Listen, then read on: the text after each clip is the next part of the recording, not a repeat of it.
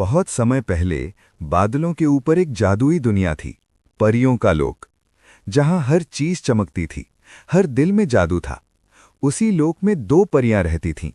एक थी गोरी परी श्वेता, जिसकी त्वचा चांद जैसी उजली थी, पंख चमकते थे और हर कोई उसकी तारीफ करता था।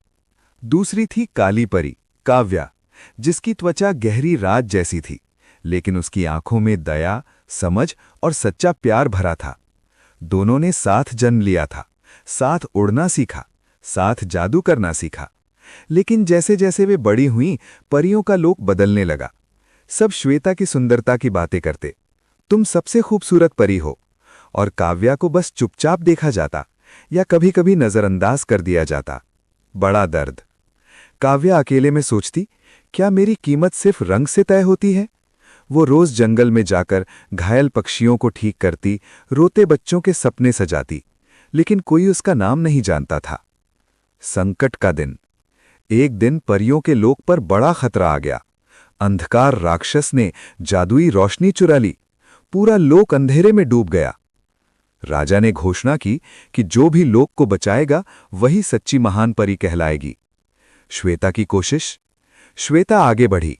उसने अपनी सारी सुंदरता और चमक से राक्षस को हराने की कोशिश की, लेकिन अंधकार पर सिर्फ चमक का असर नहीं हुआ। श्वेता हार गई और डर गई। काव्या का साहस।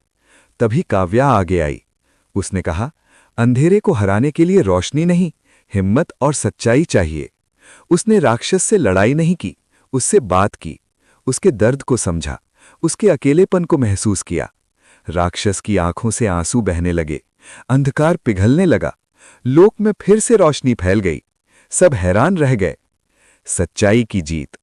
राजा ने कहा, आज हमें समझ आ गया कि सुंदरता रंग में नहीं, दिल में होती है। श्वेता ने काव्या का हाथ पकड़ा।